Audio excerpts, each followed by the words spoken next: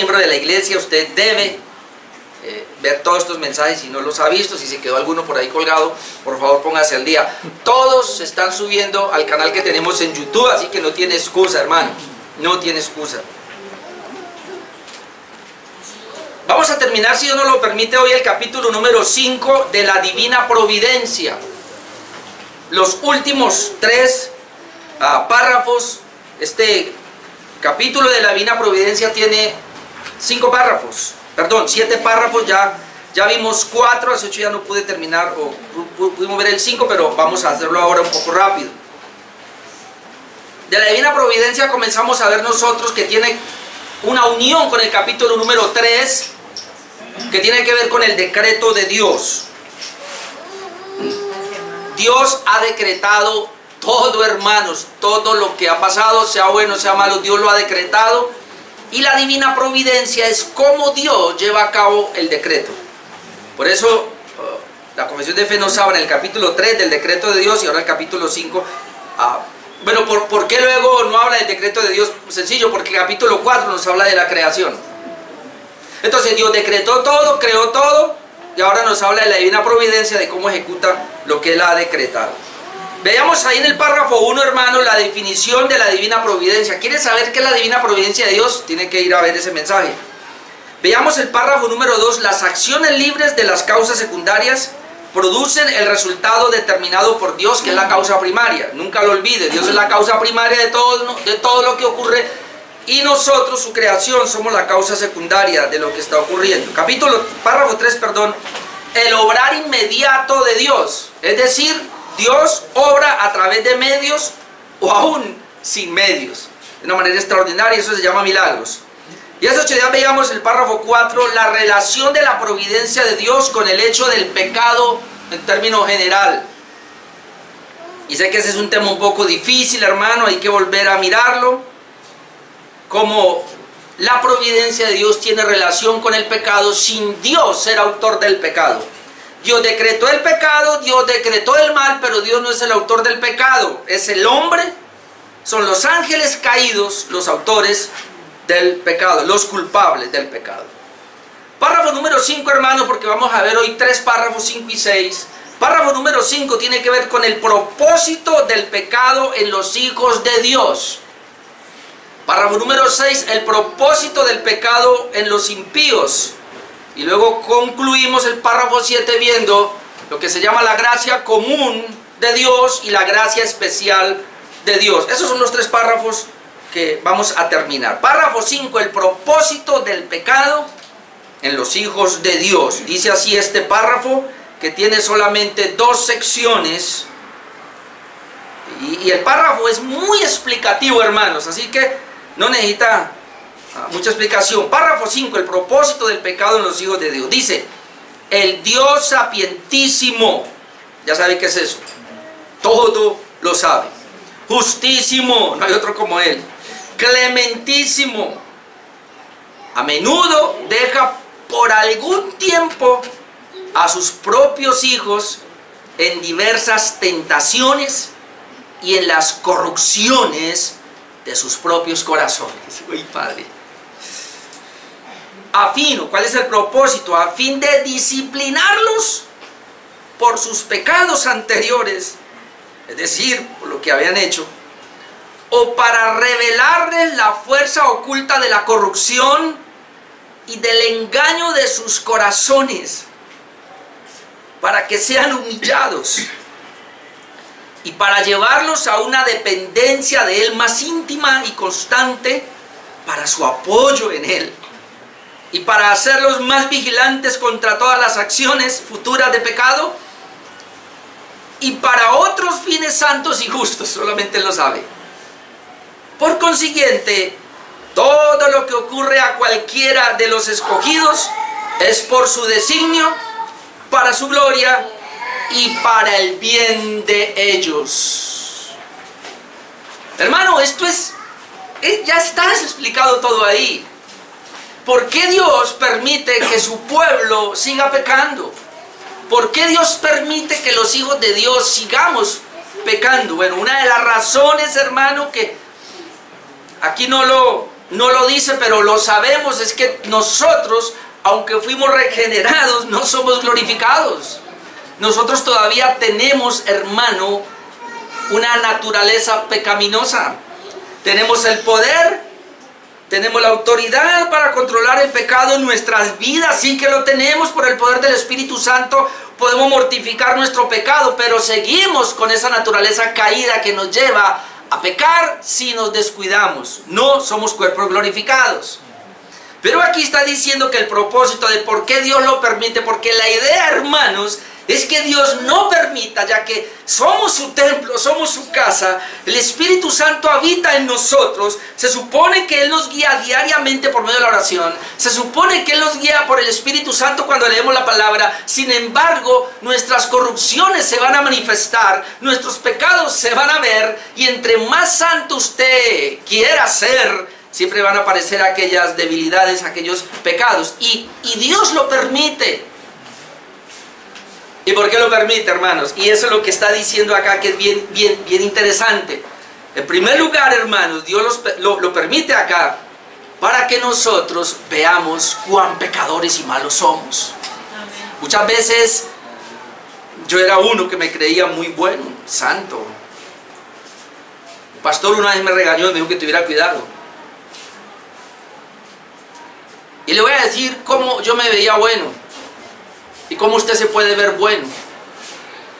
Cuando usted ve la falla en los demás y usted quiere aniquilarlos. Ese era yo, un fariseo. Porque yo me miraba a mí mismo y me veía bueno. Tengo un hogar, tengo mis hijas, tengo un ministerio, tengo un pastor. Cuando predico, oh, la gente aplaude, qué unción la que manejo. Así pensaba yo. Y cuando uno de mis compañeros caía en algún pecado, yo le quería la máxima condena para él. Porque no puede violar. Se está burlando de Dios, del Evangelio. Un celo equivocado. Y un pastor a mí me dice, me encierra en la oficina y me dice, cuidado, porque usted también puede caer. Y digo yo, no. Ese fue mi error. Cuando Dios me permitió caer en ciertos pecados groseros y asquerosos de los que yo mismo criticaba, comprendí cuán malo soy y perverso. Y eso es lo que la confesión está tratando de decir, hermano. Y lo otro, para llevarme a tener dependencia absoluta de Dios. Porque nadie puede venir a depender de Dios si cree que Él es capaz de resolver sus problemas. Mientras alguien crea que puede resolver sus pecaditos, no va a venir a Dios. Pero como yo sé que yo no puedo, hermano, yo no puedo conmigo mismo ni con mis pecados. Yo no puedo, necesito la gracia de Dios. Y el asunto es que Dios va a hacer lo mismo, no solamente, muchas veces nos frena, pero a veces nos permite para ver si vamos a reconocer cuán malos somos aún y que dependemos y necesitamos de la gracia de Dios. Pero también dice que para otros planes, que tal vez tú y yo no conocemos, y Dios lo va a permitir. Entonces la primera sesión nos dice, Dios deja a sus hijos caer en sus pecados con el fin de disciplinarlos y hacerlos más dependientes de Él. Es decir, Dios usa nuestros pecados para mostrar lo malo que somos y lo frágiles para mostrarnos cuán necesitados estamos de Dios y de su gracia. Hermano, ojalá usted lo entienda. Cada vez que usted ve que le falló al Señor, hermano, lo próximo a correr es decir, Señor, mira que sin tu gracia yo no puedo. Por eso me gusta mucho lo que los puritanos dijeron y los escritos que tenemos de ellos por ahí y de los reformadores que ellos escriben diciendo, la iglesia no conoce cuán pecadora es, cuán mala es, porque no conoce cuán santo es Dios. Si tú y yo conociéramos cuán santo es Dios, veríamos cuán malos y pecadores somos nosotros y cuánto dependemos de Dios cada día. Pero muchas veces somos como los fariseos, nos creemos buenos. Voy a leer otra vez porque no necesita, y lo leo y luego unos textos. Dice la primera sección, el Dios sapientísimo, todo lo sabe, el Dios justísimo, es justo hasta la médula, y clementísimo, a menudo deja por algún tiempo a sus propios hijos en diversas tentaciones y en las corrupciones de sus propios corazones. A menudo los deja, a fin de disciplinarlos por sus pecados anteriores, para revelarle la fuerza oculta de la corrupción y el engaño en sus corazones. Hermano, tú y yo llevamos por dentro, hermano, una ferocidad, un anhelo para pecar. Así seamos regenerados, así tengamos al Espíritu Santo. Si esto no se controla, hermanos, nosotros vamos a caer en esos pecados groseros y asquerosos de los cuales veníamos, si no nos cuidamos. Eso es lo que está diciendo acá, para que nos muestre nuestra corrupción y el engaño en sus corazones. Luego dice, para que sean humillados, la idea es humillarnos delante del Señor y para llevarlos a una dependencia de Él más íntima y constante para su apoyo en Él. Es decir, que nos apoyemos en Él, que dependamos de Él y para hacerlos más vigilantes contra todas las ocasiones futuras de pecado y para otros fines santos y justos. Hermanos, mire este punto, para hacernos más vigilantes. Yo les he dicho a ustedes aquí, y algunos dirán, mi hija siempre digo mi hija porque mi hija dice, no papi, es que tú tienes que saber controlarte. Sí, pero yo prefiero ir con mi esposa a todo lugar, porque yo sé quién soy, porque yo me conozco. Pero está dudando de su santidad, de su intimidad con el Señor. No, yo no estoy dudando, sé que Dios me guarda, me cuida y todo, pero es mejor vigilar nuestra propia vida. Varón, ¿qué haces en una casa o en un lugar solo con una mujer que no es la tuya? Pero es que, ¿qué? No importa quién sea. Usted no sabe quién es. A mí nunca se me olvida lo que un pastor me enseñó cuando era muy joven. Él salía de una vigilia, creo que 10 de la noche, no había transporte. Había una muchacha. Él todavía era, creo que era soltero o casado, no recuerdo, pero él salía en su moto, había una muchacha y todos se fueron, quedó la muchacha y el transporte nada que pasaba. Y él dijo, yo tenía dos opciones, esperar ahí hasta que venga un taxi o llevarla. Yo podía llevarla en la moto, pero no la llevé. Y me quedé esperando como media hora hasta que viniera el taxi y que se fuera en su taxi. Ay, pastor, usted sí viene exagerado. ¿Qué? Él dijo, me llego a accidentar, 10, 11 de la noche. Algo llega a pasar. Inmediatamente, ¿qué van a decir? Pastor a las 11 de la noche con una mujer que no era su esposa o no era nada de él. Mal testimonio. El diablo trabaja de esa manera. El diablo está detrás de nosotros. Y si tú y yo no nos cuidamos, nos puede levantar cualquier cosa. Mi esposa que está aquí es mi protección. Yo voy con ella.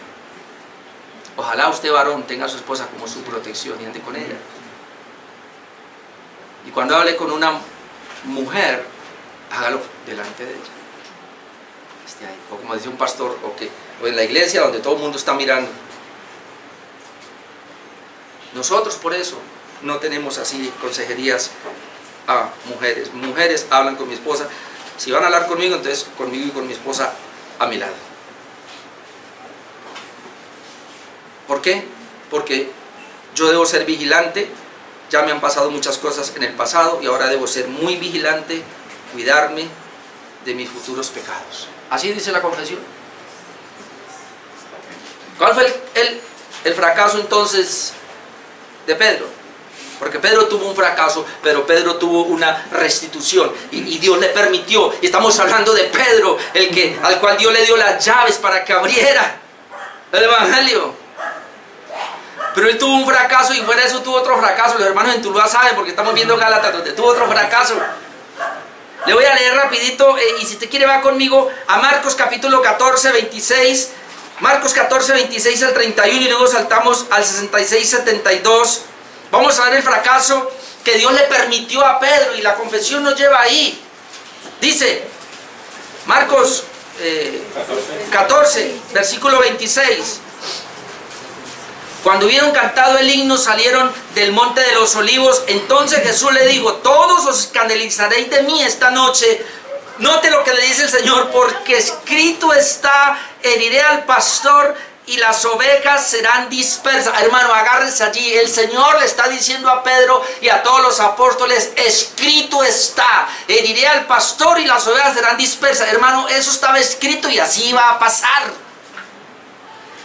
Y la fe de Pedro y los demás apóstoles fue decir, sí Señor, así va a ser.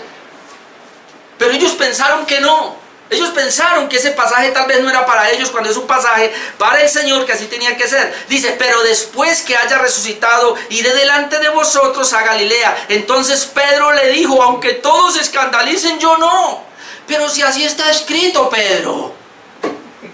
Está escrito que si el pastor va a ser herido, las ovejas se van a dispersar. Así que Pedrito, usted es mi oveja, usted se va a dispersar. No, yo no, Señor. Y me acuerdo de mí hace como 25, 30 años atrás, que yo decía al pastor, no, pastor, yo no. ¿Y por qué no? Primero, porque amo a Dios. Segundo, tengo mi esposa, tengo 3 hijas y tengo el ministerio. Suficiente con eso. El diablo cogió y botó todo eso para la porra. Por mi propio descuido. Porque escrito está. Él le dice, no, Señor, yo no. 30, y le dijo Jesús, de cierto te digo que tú, hoy, en esta noche, el Señor le está hablando, y es Dios que le está diciendo, mira Pedrito, tú, y esta noche, es decir, ahorita mismo, es más, antes que el gallo haya cantado 2 veces, me habrán negado 3, y note a Pedro, mas él con mayor insistencia decía, si me fuere necesario morir contigo, no te negaré. Hermano. Ay, no. Ahora la pregunta es, ¿acaso Dios no tenía el poder para cuidar a Pedro? Claro, pero ¿por qué le permite?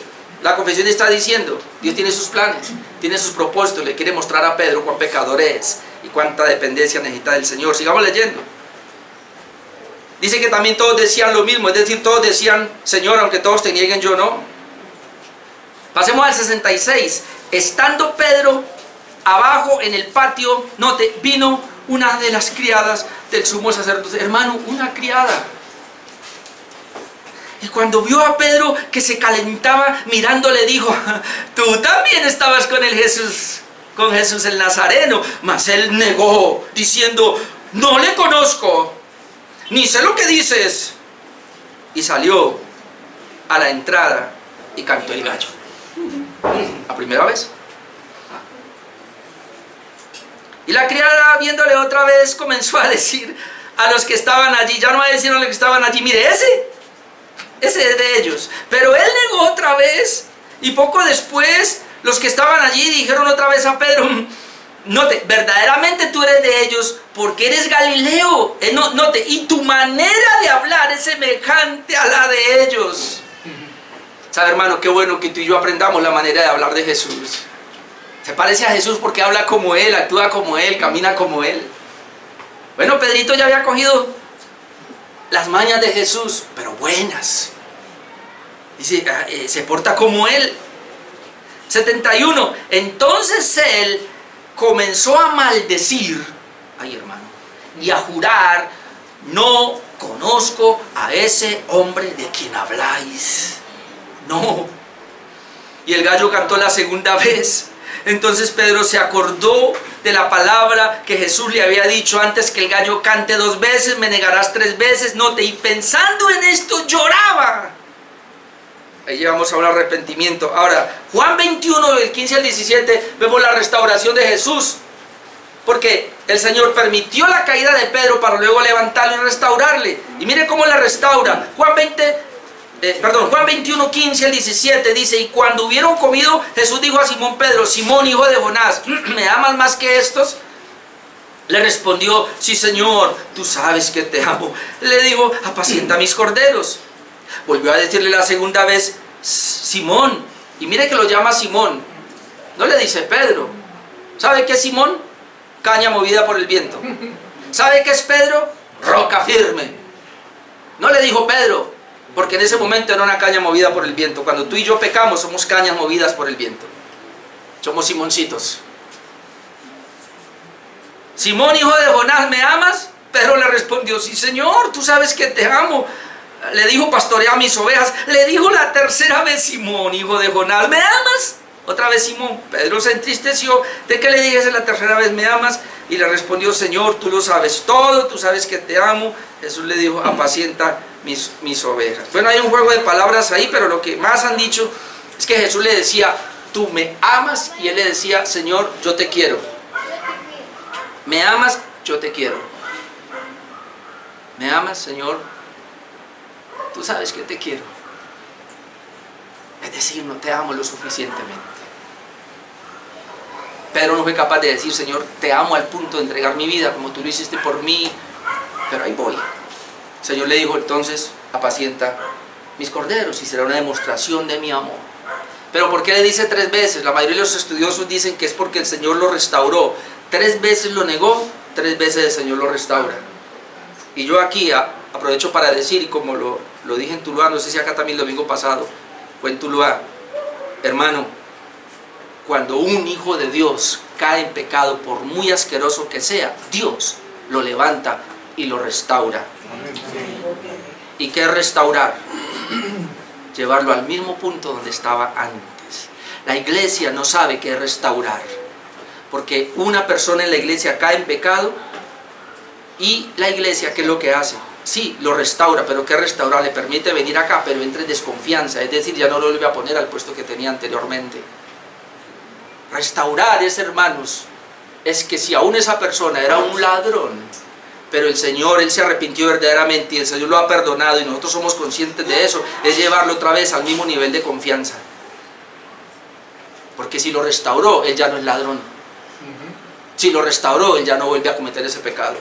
Si se arrepintió verdaderamente. La iglesia tiene que tener esa capacidad por la obra del Espíritu Santo para restaurar al que cayó. Amén. Por eso yo tengo ciertos conflictos con algunas posturas también de algunos reformados que no restauran a los pastores que han caído. Todo esto es un ejemplo para nosotros. Todos somos iguales y débiles, hermanos. Primera de Corintios 10, 11 y 12 leemos, estas cosas les acontecieron, note como ejemplo que toda la desobediencia de Israel en el desierto dice que les aconteció a ellos, pero para nosotros dice como ejemplo, y están escritas para amonestarnos a nosotros, a quienes han alcanzado los fines de los siglos. Así que el que piense estar firme, mire que no caiga. El apóstol Pablo está diciendo, mire, la desobediencia de Israel en el desierto tuvo un propósito. Dios la permitió y la usó para enseñarle a la iglesia que así como los israelitas desobedecieron a Dios y cayeron, nosotros también podemos desobedecer y caer. Es un ejemplo, hermano. Cuando tú ves caer a un hermano, es un ejemplo. Dios lo está permitiendo para darnos a nosotros una advertencia. ¿Qué vamos a hacer? Por eso yo siempre pongo el ejemplo de 2 pastores.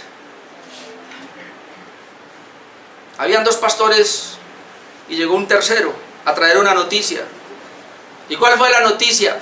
¿Se acuerdan de fulano de tal, un pastor famoso? Sí, cayó en adulterio. Les contó la noticia. Uno de ellos se levantó y comenzó a llamar y a mandar mensajes por el WhatsApp. Bueno, en esa época no era WhatsApp.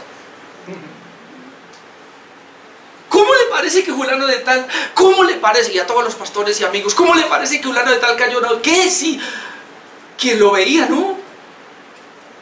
El otro se fue corriendo para su casa. Entró, le dijo a la esposa, me meto a mi cuarto, no quiero hablar con nadie, no recibo llamadas, nada. Se cerró. Tuvo como 3 horas ya postrado. Señor, sé propicio a mí.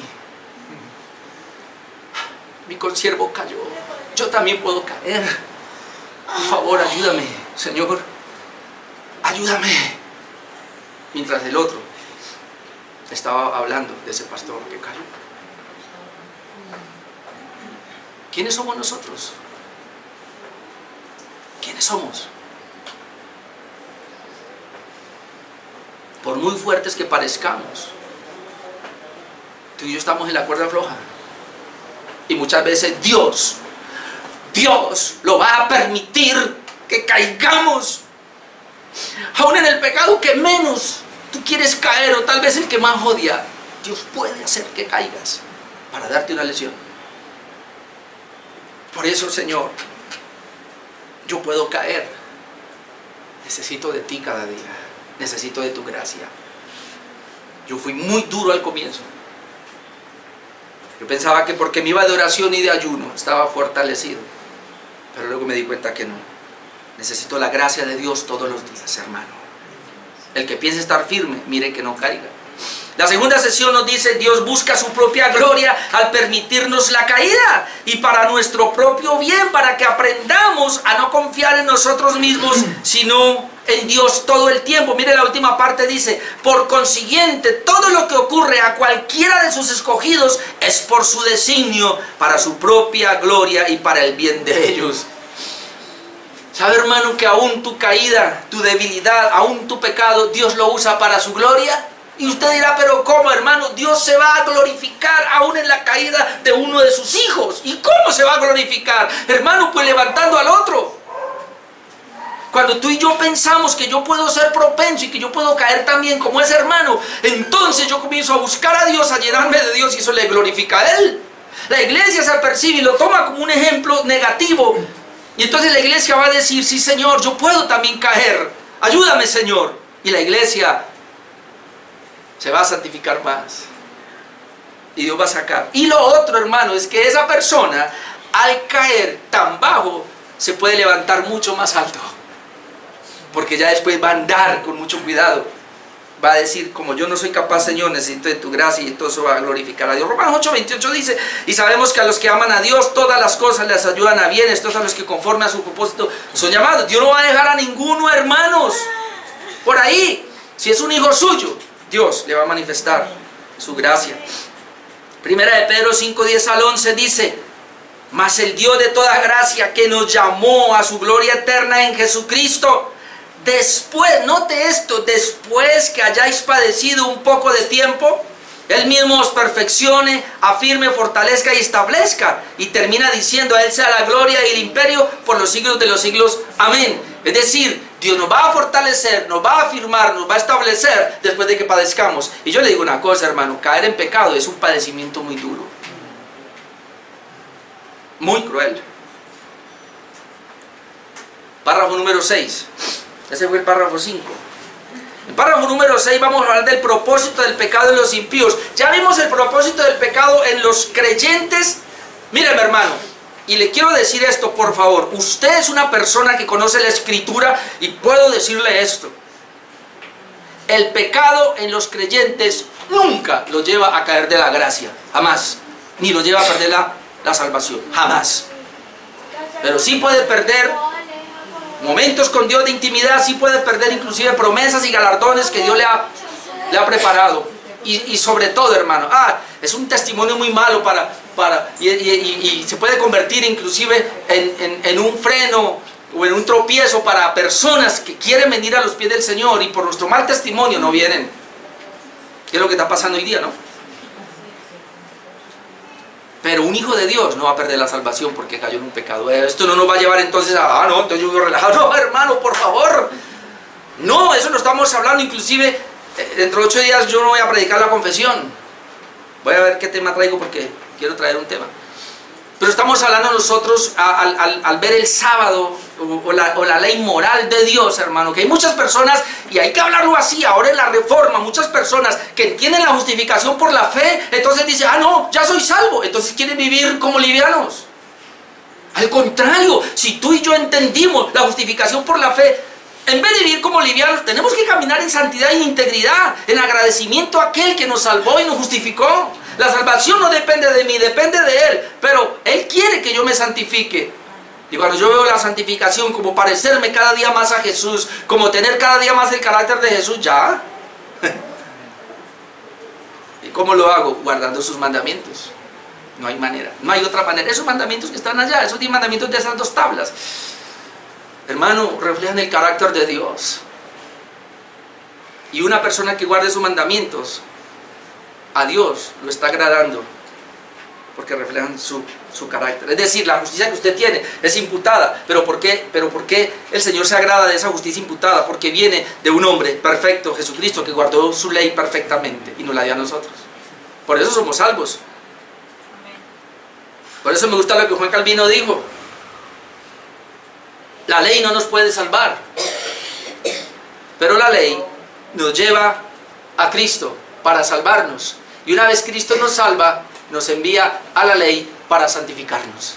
No somos antinomianos, es decir, antiley. Tenemos la ley. El propósito del pecado en los impíos,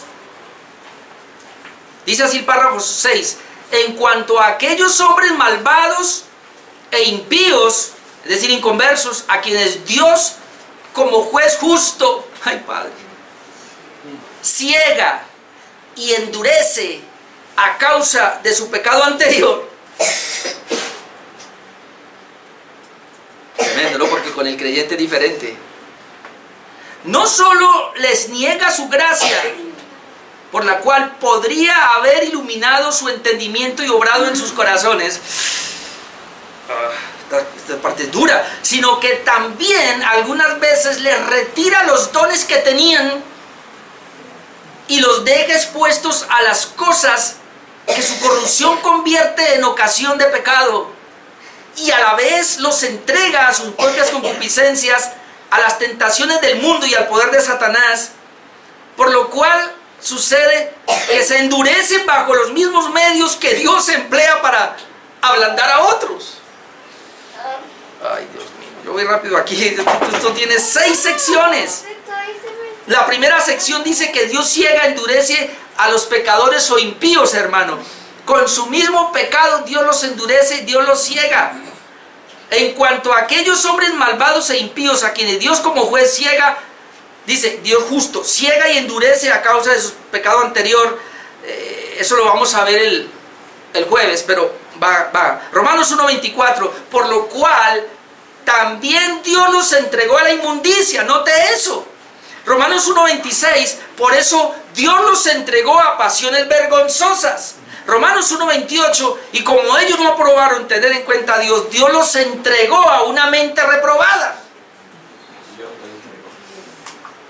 El jueves vamos a hablar de esto. Dios los entregó, es decir, ¿a quiénes? A estos impíos. Romanos 11:7-8 dice que pues, note, lo que buscaba Israel no lo ha alcanzado, pero los escogidos sí lo han alcanzado. Escuche, y los demás fueron endurecidos. Como está escrito, Dios les dio espíritu de estupor, es decir, espíritu de aturdimiento, ojos con que no vean, oídos con que no oigan, hasta el día de hoy. Hago un paréntesis aquí porque cuando yo estaba en la otra iglesia, y yo sé que algunos de aquí también estaban, nosotros orábamos que es que espíritu de estupor fuera. Cuando vine a entender que Dios era el que le daba el espíritu de estupor a los impíos, no a la iglesia, a los impíos. ¿Y cómo yo le voy a decir al espíritu de estupor a los impíos? Primero, si yo digo en la iglesia espíritu de estupor fuera, entonces estoy diciendo que todas las iglesias son impíos. Y estoy tratando de echar un espíritu que Dios se lo dio a un impío precisamente para que nunca se convierta. La ignorancia, ¿no? El no conocer la escritura. Por eso aquí yo no echo fuera demonios. Ah, sí, perdón, sí los he hecho. ¿Sabe cómo? Con la predicación de la palabra. El demonio y Satanás no resisten a la autoridad de la palabra. Echarle un fuera demonio es mi poder, mi autoridad, y el diablo se va a burlar. Pero cuando en el nombre de Jesús yo predico la palabra con la autoridad, el demonio por sí se va. Es más, si usted es un regenerado, aquí no hay ningún demonio. Pero si hay alguien aquí que no es regenerado, pues ahí están los demonios, pero lo tratará a usted, a nosotros no. La segunda sesión entonces nos habla de la negación de la gracia de Dios a ellos. Esto es duro, hermanos. Miren lo que dice, no solo les niega su gracia a los impíos. Escuche, cuando estoy hablando de impíos y inconversos, son personas que no están escogidas para la salvación. Son personas que van al infierno, esos son los impíos. A ellos es que estamos hablando. Por eso, pecado en los impíos, en los inconversos. Pecado en aquellos que no se van a arrepentir, en aquellos que no van a creer. A eso es que está diciendo la confesión. Dice que no solo le niega su gracia, y note esto, por la cual podría haber iluminado su entendimiento y obrado en sus corazones. ¡Ay! Vea, hermanos, y aprovecho para decirlo acá otra vez, y por favor entiéndame esto, todos los seres humanos estamos bajo pecado, todos los seres humanos merecíamos el infierno, todos. Ningún ser humano podía buscar a Dios por su muerte espiritual. Todos los seres humanos odiábamos a Dios, queríamos vivir a espaldas de Dios. ¿Cuál fue la diferencia? Que Dios, en su decreto eterno, capítulo 3, por habernos elegido, por habernos escogido y haber planeado nuestra salvación, entonces envió al Espíritu Santo, usando el Evangelio y usando la palabra, y nos convenció a nosotros, nos dio un corazón nuevo, y por eso tú y yo creímos y nos arrepentimos, y somos salvos, por la gracia de Dios. Pero los demás, que no fueron elegidos, que no son escogidos, el Señor no les hace nada. No les da la gracia, es decir, no le da la habilidad que te dio a ti y me dio a mí. Es decir, el que va al infierno y tú que eres salvo, entre él y nosotros no hay diferencia. Porque igual somos pecadores, igual merecemos el infierno. ¿Cuál es la diferencia? Que Dios nos dio la gracia a nosotros y a ellos no. Eso está en Dios, eso no está en el pastor, eso no está en el hermano, no está en el predicador, no está en la mamá que está orando por ese hijo, no está. Nosotros oramos y compartimos el Evangelio y hacemos lo que nos toca, pero la gracia la da Dios a aquel que Él eligió. Amén. Y es al que Él quiere salvar. A los demás, dice la confesión, no les da la gracia. Dice que esa gracia pudiera haberlos iluminado y pudiera haber obrado en sus corazones. Hermano, ay Padre mío, si Dios quiere salvar al vecino de la esquina, le da la gracia, cambia su corazón y él se va a arrepentir y va a creer. Pero si no está en el plan de salvarlo, lo deja quieto, no lo toca, lo deja que se envuelva en sus propios pecados. Y el Evangelio que se le predicó a él, antes lo va a endurecer, como vamos a ver más adelante. En cambio, el Evangelio que se le predicó a usted y me predicó a mí, nos abrió el entendimiento. ¿Pero por qué así? Porque así estaba estipulado por Dios. No es por ti. No es que tú y yo fuimos más inteligentes. Porque ese es el problema con el arminianismo que tenemos hoy día. La mayoría de las iglesias son arminianas. Están diciendo, la salvación está en tus manos. ¿Cómo así? Claro. Si usted se arrepiente y usted cree, ahí está la salvación. No, nosotros entendiendo ahora, comprendemos que está en Dios y en su gracia. Que tú y yo nos arrepentimos porque Dios nos escogió y nos dio su gracia. Si no, no lo hubiéramos hecho.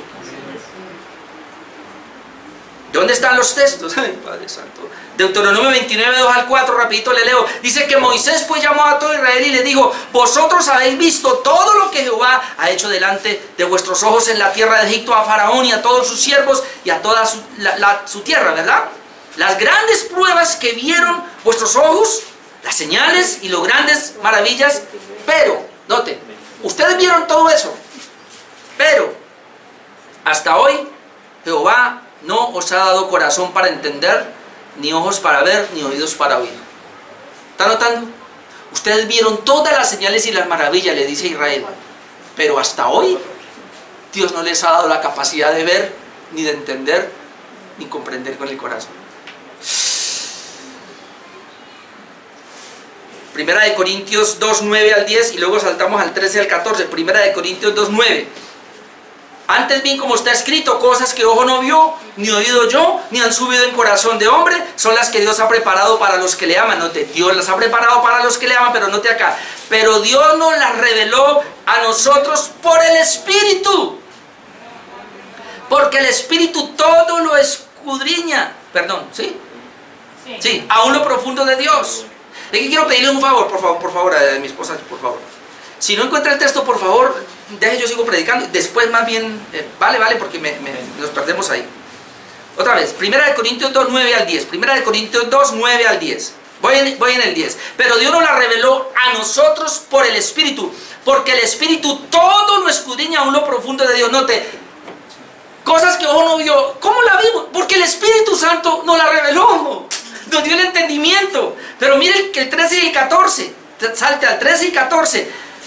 Lo cual también hablamos no con palabras enseñadas por sabiduría humana, sino con las que enseña el Espíritu, acomodando lo espiritual a lo espiritual. Pero el hombre natural no percibe las cosas que son del Espíritu de Dios, porque para él son locura, no las puede entender porque se han de discernir espiritualmente. ¿Cómo es que la palabra es predicada a las mismas personas? ¿Por qué unos sí pueden ver y otros no pueden ver? Porque se requiere el Espíritu Santo dando la revelación y la iluminación. ¿Y a quién le va a dar? A su pueblo, a los escogidos. Yo sé que esta doctrina, y sé que algunos aquí nuevos, ténganme paciencia por favor, hablamos, pero la doctrina de la elección es lo más hermoso que hay, porque es el trabajo de Dios. Es decir, yo estoy aquí por la gracia de Dios. Tercera sección, vemos que aún en ocasiones le retira los dones, dice la tercera sección, sino que también algunas veces le retira los dones que tenían. Contestando aquí a la hermana Virgelina que me hacía la pregunta de este versículo.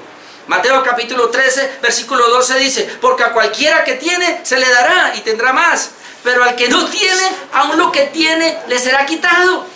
Mateo 25, 28 al 29 dice, y esta aclara más. Mateo 25 está hablando de los talentos. El que recibió 5 produjo 10, el que recibió 2 produjo 4, el que recibió 1 no hizo nada. Entonces a ese le está diciendo: quitarle pues el talento, no te quitarle el talento y darlo al que tiene 10 talentos. Porque al que tiene le será dado y tendrá más, y al que no tiene, aún lo que tiene le será quitado. Es decir, Dios le ha dado habilidades a ciertas personas y lo lleva a pecar de tal manera que en algún momento Dios le puede quitar. Dice, aún lo que no tiene. Y dice, pero ¿cómo le va a quitar lo que no tiene? Hermano, es para enseñarnos y para decirnos que aún lo poco que tiene le será quitado. Y está el ejemplo. Ya tiene 10. ¿Usted cuántos tiene? Tiene 1. Pero es que este tiene 10 porque tenía 5, trabajó, produjo 10. Usted tenía 1, pues no hizo nada. Entonces se lo quitamos y se lo damos al que tiene 10. Porque el Señor quiere ¿qué? Producción. Y usted tenía 1, ahora se quedó sin nada. Eso es lo que está diciendo la confesión. Cuarta sesión. Vemos que Dios los deja en su corrupción pecaminosa, y esto es cruel. O sea, cruel para ellos. Dice, y los deja expuestos a las cosas que su corrupción convierte en ocasión de pecado. Los deja. Hermano, estamos hablando de nuestro Dios todopoderoso. Todo lo puede. Si Dios quisiera aniquilar con la humanidad, ahora mismo lo haría. Si Dios quisiera, hermanos, salvar a la humanidad, a toda, ahora mismo lo haría. Si Dios quisiera enviar a toda la humanidad al infierno, ahora mismo lo haría. Pero escuche, ¿sabe por qué no lo hace? Porque hay un decreto. Y el decreto de Dios se va a cumplir sí o sí. Y en el decreto está que no todos van a ser salvos. En el decreto está que van a ser salvos solamente los que Él escogió desde antes de la fundación del mundo. Así que el evangelio se le predica a todo el mundo, porque tú y yo no sabemos, pero mientras se extiende la predicación a todo el mundo, los elegidos de Dios van a responder, mientras que los que no son elegidos se van a endurecer más. Y esa es la razón por la cual la gente no responde al evangelio. Deuteronomio 2:30 dice así. Deuteronomio 2:30: mas Sehón, rey de Hesbón, no quiso que pasásemos por el territorio suyo. Note, ¿por qué no quiso rey Sehón? ¿Por qué? Cuando venía Israel de Egipto. Porque Jehová, tu Dios, había endurecido su espíritu y obstinado su corazón para entregarlo en tu mano como hasta hoy. Dios quería acabar con el rey de Hesbón. ¿Recuerda que los 2 primeros reyes peleó Israel y los vencieron? Dios endureció el corazón para que tuviera guerra con Israel y Israel los derrotara. Estamos hablando de nuestro Dios todopoderoso. Cuando Dios quiere aniquilar una persona o aún una familia, o por qué no una ciudad, hace lo que Él le plugo hacer, mi hermano. Por eso yo, confiando en esto, no me da ningún temor, que es un juicio de Dios y es una ira de Dios lo que pasó en Siria. Alguna nación, alguna persona, alguna familia en el mundo entero al ver eso tiene que arrepentirse, o por lo menos muchos impíos que estaban debajo de allá, de esos escombros, al salir fueron a buscar al Dios verdadero, porque la mayoría son musulmanes. no buscan al Dios verdadero. Segunda de Reyes 8:11. Segunda de Reyes 8:11 al 13, lo leo, dice: y el varón de Dios le miró fijamente y estuvo así hasta hacerle ruborizarse. Creo que aquí está hablando de Eliseo, sí, el varón de Dios. Luego lloró el varón de Dios, y ahora vamos a ver a quién es Asael. O sea, el varón de Dios se quedó mirándolo un tiempo y el otro le dio como, se ruborizó. Y luego lloró el varón de Dios cuando lo estaba mirando. Entonces dice, entonces dijo Asael. Asael aquí es un general del rey de Siria. El rey de Siria está vivo, pero es un general. Ahora, miren lo que le dice el varón de Dios Eliseo. Le dijo a Asael: ¿por qué llora mi señor? Y él respondió: porque sé el mal que harás a los hijos de Israel. Así le dice el profeta: porque sé el mal que harás a los hijos de Israel. Y le está diciendo, y él no es rey. Entonces dice ahora, le dice: a sus fortalezas pegarás fuego, a sus jóvenes matarás a espada, y estrellarás a sus niños, y abrirás el vientre a sus mujeres que están encinta. Y Asael dijo: pues ¿qué es tu siervo un perro para que haga tan grandes cosas? Y respondió Eliseo: Jehová me ha mostrado que tú serás el rey de Siria. Y eso fue lo que hizo Asael, rey de Siria. Exactamente lo que el profeta estaba mirando. Él decía: no, yo no voy a hacer eso. ¿En caso ser un perro, pues como que me ve tan malo que yo pueda llegar a hacer eso? Dios le mostró a Eliseo que sí, eso iba a hacer, y eso fue lo que hizo. Hermano, estamos hablando de la divina providencia de Dios, y usted está notando que Dios tiene el control de todo, y del pecado de los impíos Dios tiene el control, y lo usa para sus propósitos. Quinta sesión. Nos dice que Dios los entregó a los tres enemigos del creyente, dice, y a la vez los entregó a sus propias concupiscencias, a las tentaciones del mundo y al poder de Satanás. ¿Sabe cuáles son los tres enemigos del creyente? Los deseos de los ojos, de la carne, la vanagloria de la vida. Y ahí está manifestado los mismos enemigos que enfrentó Jesús en la tentación: el mundo, Satanás y nuestra propia carne. Aquí está. Efesios 2, 1 al 13 lo leo. Y Él os dio vida a vosotros cuando estabais muertos en vuestros delitos y pecados, en los cuales anduvisteis en otro tiempo. Note, y aquí está el primero: siguiendo la corriente de este mundo. El enemigo del cristiano es el mundo. Conforme al príncipe de la potestad del aire, ahí está el 2. El diablo es enemigo del cristiano. El espíritu que ahora opera en los hijos de desobediencia. A ver. Es enemigo de la iglesia, pero ¿dónde opera? En los hijos de desobediencia, no en los hijos de obediencia. Tú y yo somos hijos de obediencia. Aquí no opera el diablo. Dice: el espíritu de desobediencia, en los cuales también todos nosotros vivimos, pero en otro tiempo. Gloria a Dios. Y luego dice: en los deseos de nuestra carne. Ahí está el tercer enemigo nuestro. Los deseos de nuestra carne, haciendo la voluntad de la carne y de los pensamientos, y éramos por naturaleza hijos de ira, lo mismo que los demás. Segunda de Tesalonicenses 2, 8 y 12. Y entonces se manifestará aquel inicuo a quien el Señor matará con el espíritu de su boca y destruirá con el resplandor de su venida. Note: inicuo cuyo advenimiento es por obra de Satanás. Y este es el anticristo, la mayoría dicen. Con gran poder, ojo con esto. Inicuo cuyo advenimiento o su venida es por obra de Satanás. Pero note acá: con gran poder y señales y prodigios mentirosos, y con todo engaño de iniquidad para los que se pierden.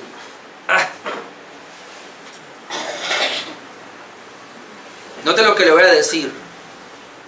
La mayoría de las religiones, a excepción de nosotros, la cristiana verdadera, la bíblica, Satanás está operando con un espíritu de engaño, y los engaña con señales, milagros y prodigios. Dice que a los que se pierden. Ahora usted entiende por qué hay pastores tan falsos con iglesias tan grandes. En la misma medida que el pastor es falso, los que están ahí sentados son falsos. Ahora, puede haber gente ahí de Dios. Ellos van a salir. El Señor los va a sacar. Cuando este creyente sentado comience a leer la Escritura y tenga la capacidad de ser un correcto bereano, es decir, cuando el pastor está predicando: a ver, pastor, lo que usted me va a enseñar hoy me va a tener un sustento bíblico, Y yo quiero ver cuánto usa la escritura en su predicación. Y la voy a comprobar. Y si no es lo que está aquí, usted no es un pastor de Dios. Oh, si la gente hiciera eso. Pero no lo hacen. Porque el Señor les envía un poder engañoso para que crean la mentira, para que se pierdan, así como ese pastor está perdido, igual su iglesia. Lo leo otra vez, versículo 10. Y con todo engaño de iniquidad para los que se pierden, por cuanto no recibieron el amor de la verdad para ser salvos. Ven, no lo recibieron para ser salvos. Por esto Dios les envía, escuche que es Dios. Dios les envía un poder engañoso para que crean la mentira. Dios les envía un poder engañoso para que crean la mentira. Esto es palabra de Dios. Dios les envía un poder engañoso para que crean la mentira, a fin de que sean condenados todos los que no creyeron a la verdad, sino que se complacieron en la injusticia. ¿Lo quiere más claro? Es decir, Dios permite que se levanten iglesias y pastores falsos para congregar a todos los falsos. Sexta y última de ese capítulo 6. Usted me va a regalar hoy 10 minutos, hermano. Nos dice que los medios de gracia les son contrarios, dice la última parte, por lo cual sucede que se endurecen bajo los mismos medios que Dios emplea para ablandar a otros. Los impíos se van a endurecer con los mismos medios que el Señor usa para ablandar a los creyentes. Es decir, el evangelio les es predicado, y mientras los creyentes lo reciben y corren a los pies del Salvador, los impíos se endurecen. Es mentira, eso no es verdad. Ay, no sea fanático. El evangelio yo lo llevo así. ¿Cómo? Me acuerdo tanto en Medellín un pastor, y lo digo porque lo presentó. Estos dos varones que están aquí al lado mío son siervos de este pastor, y ellos le sirven de sus bienes a este pastor. Y la gente aplaudía. Pues ¿cómo le parece? Y él dio testimonio, nunca se me olvida. Digo, y este que está aquí, el gordito calvito que está ahí, así lo dijo, en Medellín, tiene una finquita donde tiene 10.000 cabezas de ganado. Así dijo. Pero él sostiene el ministerio de este varón. ¿Sabe qué pasó, hermano? Después nos dimos cuenta, porque el hombre no volvió, el calvito no volvió. Él estaba ahí dándole la plata al hombre de Dios supuestamente, pero él tenía un problema. Tenía otra mujer. Y el pastor aquí lo sabía. Pero como es dinero, no importa.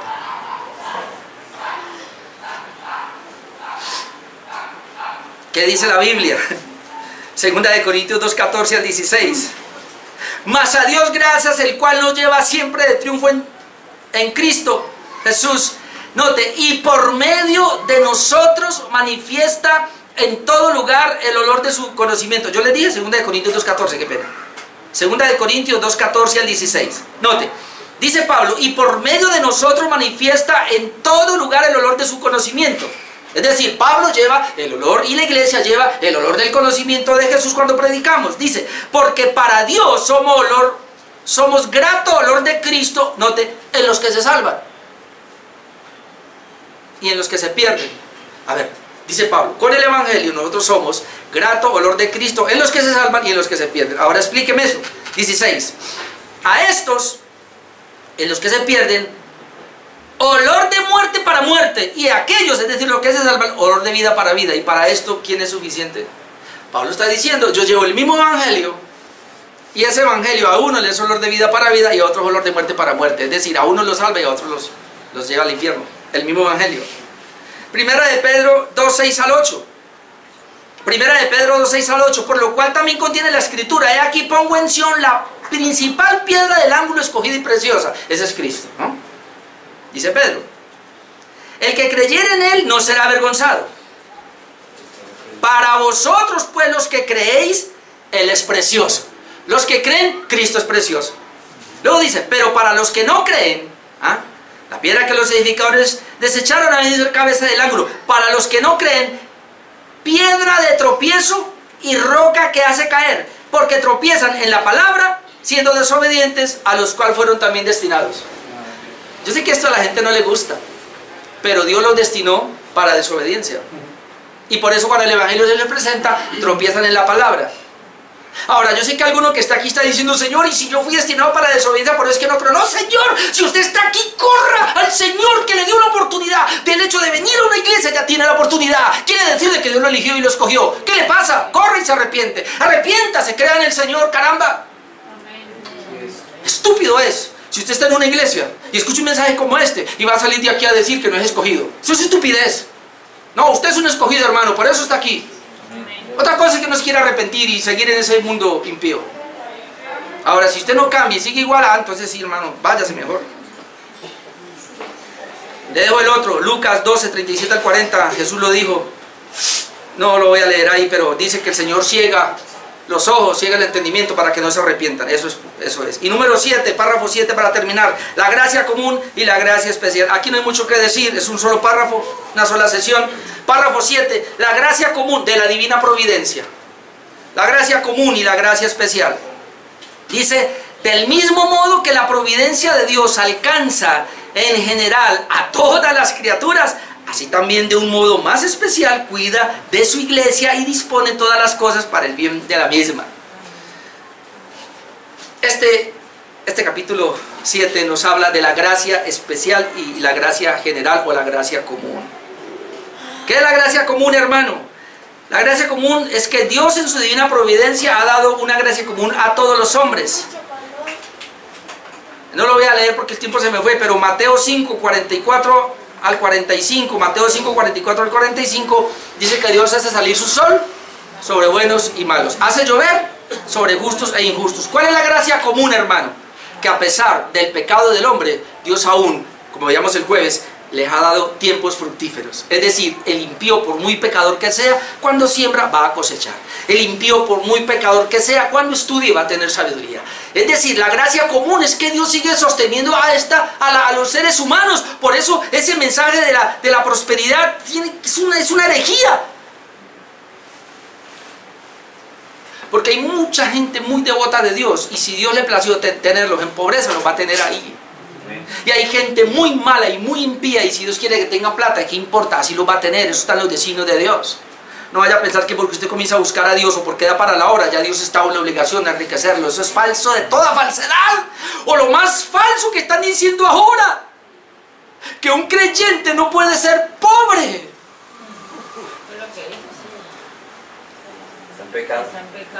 Que está en pecado, no y no es hijo de Dios, no es salvo. Si va a una iglesia y si se enferma y no van a enfermar, Dios mío. Esa es la gracia común, hermano. Dios le da a todos lo que necesitan para vivir. Y si un cristiano aquí, hermano, un hijo de Dios muy santo, pero es un vago y flojo, ahí se va a quedar. Pero si hay un impío aquí, pecador hasta las narices, pero él es diligente en lo que hace, él va a prosperar económicamente. Porque esa es la siembra y la cosecha, así está. Así dice Proverbios. Entonces eso no tiene nada que ver, hermano, con la espiritualidad. Dios, la gracia común le da a todas las personas y lo sostiene. Ahora, ¿cuál es la gracia especial? Dice aquí que aún así hay una gracia especial para los hijos de Dios. Es decir, Dios cuida de una manera especial a la iglesia. Dos textos y terminamos. Ya lo dije, Romanos 8, 28. Sabemos que a los que aman a Dios, todas las cosas le ayudan a bien. Esto es a los que conforme a su propósito son llamados. Nos está hablando que Dios tiene un propósito especial con los escogidos. Y le voy a dar una cita de tantas. Isaías 41, 8 al 10, que es uno muy conocido y lo traigo a propósito. Isaías 48, 8 al 10, lo voy a leer. Pero tú, y ya termino. Pero tú, mira lo que dice: Israel, siervo mío eres. Y ahí está representando a la iglesia. Tú, Jacob, a quien yo escogí, descendiente de Abraham, mi amigo, porque te tomé de los confines de la tierra, y de la tierra lejana te llamé, y te dije, mi siervo eres tú. Te escogí, no te deseché. No temas, porque yo estoy contigo. No desmayes, porque yo soy tu Dios que te esfuerzo. Siempre te ayudaré, siempre te sustentaré con la diestra de mi justicia. Aquí hay un cuidado especial para el pueblo de Dios, que no es el mismo cuidado para los demás. Entonces hay una gracia común y hay una gracia especial de Dios. La gracia común es que Dios va a proveer todo lo que la gente necesita materialmente para vivir aquí, debajo del cielo. Dios provee todo, hermanos, todo, para que la gente viva.